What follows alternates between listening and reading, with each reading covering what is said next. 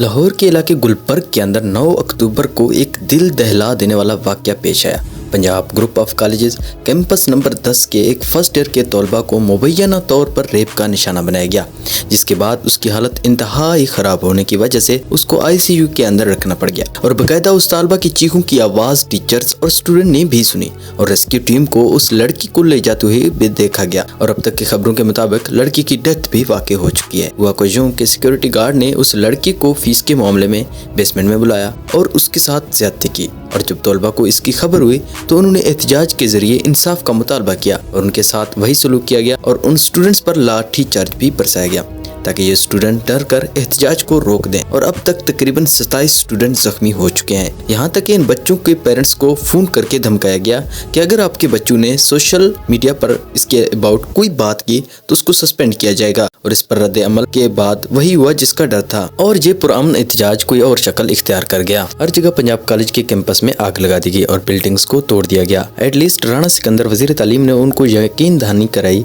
कि मेरी गारंटी है कि जो भी शख्स इस वाक़े के अंदर मुलविस होगा उसको हर सूरत सजा दी जाएगी। एहतजाज में शामिल किसी भी स्टूडेंट को सस्पेंड नहीं किया जाएगा। तब जाकर ये मामला थोड़ा ठंडा हुआ।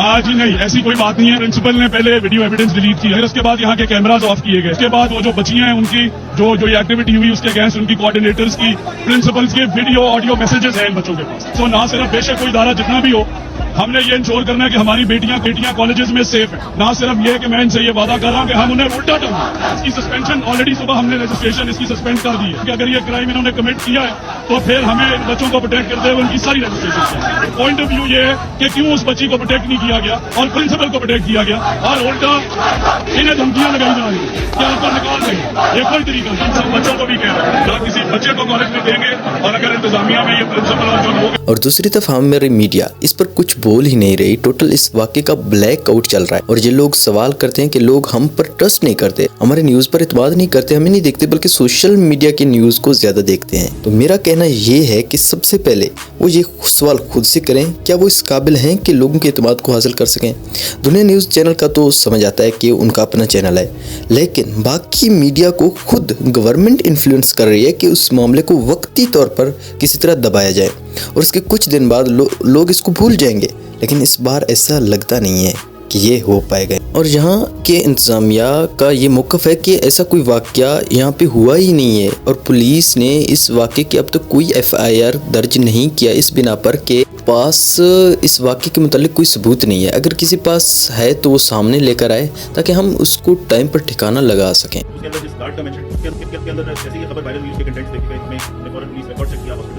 किसी भी जगह पे ऐसी किसी स्टूडेंट का या किसी फैमिली का आके रिपोर्ट करना इस इंसिडेंट को वो साबित हो जाए। किसी हॉस्पिटल में कोई इत्तला नहीं थी, उसके अंदर जिस गार्ड का मेंशन था हमने फौरन कॉलेज की इंतजामिया से रब्ता किया, उनसे बात की कौन कौन से उनके गार्ड छुट्टी पे थे। उसके अंदर मेंशन था कि एक गार्ड है जो कि उस दिन से आएगा, उस गार्ड को ट्रेस किया सरगोदा से, उसको हम लेके आए कि उससे सवाल जवाब करें। ये तमाम चीजें पुलिस ने करना शुरू कर दी और अभी तक हम ये वेट कर रहे हैं कि कोई जो विक्टिम है मुतासरा लड़की है या उसका खानदान तो पुलिस से कॉन्टैक्ट कर ले, जो कि अभी तक हमारे सामने नहीं आई। इसके ऊपर मैं खुद भी कॉलेज भी गया हूँ, उनके तमाम कैंपसेस पे वो जो बच्चियों वाला कैंपस है उस पर भी गए, वहाँ पे उनसे सवाल जवाब भी किए कि अगर आपके पास उस खातून की कोई इत्तला है, उस बच्ची की कोई इत्तला है, कॉन्टैक्ट नंबर है, कोई एड्रेस है, वो जरूर बताएं। लेकिन वो ये सोशल मीडिया पे एक चलने वाली और वायरल हो जाने वाली ऐसी खबर है कि जिसके बारे में डिटेल्स किसी को भी नहीं पता। इसकी बजाय मुतासरा लड़की के वालिद को मीडिया पर लाकर उनसे ये बयान दिलवाया गया कि इसके नाम को मिसयूज़ किया जा रहा है। ऐसा कोई वाक़या पेश ही नहीं है अब। लेकिन दूसरी तरफ वज़ीर तालीम का ये बयान है। अस्सलाम वालेकुम। आज जो लाहौर कॉलेज में जो वाक़या हुआ है उसके लिए सोशल मीडिया पे काफ़ी वीडियोज़ वायरल हुई हैं। उसमें ये प्रोपोगंडा किया जा रहा है कि मतलब हमारी बच्ची का नाम लिया जा रहा है। इसमें कोई ऐसी चीज़ नहीं है कि हमारी बच्ची घर पे। इसमें तो बिल्कुल साफ ज़ाहिर है कि आखिर कौन झूठ बोल रहा है।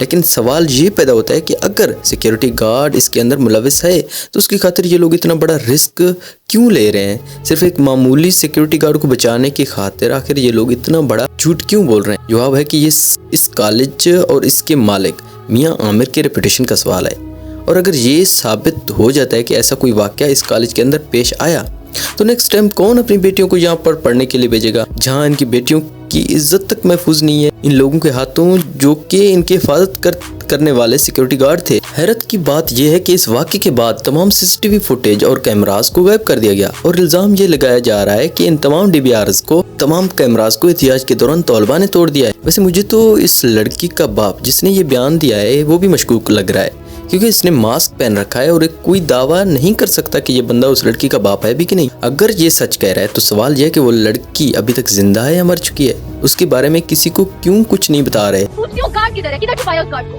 वो गार्ड क्यों सामने नहीं आता?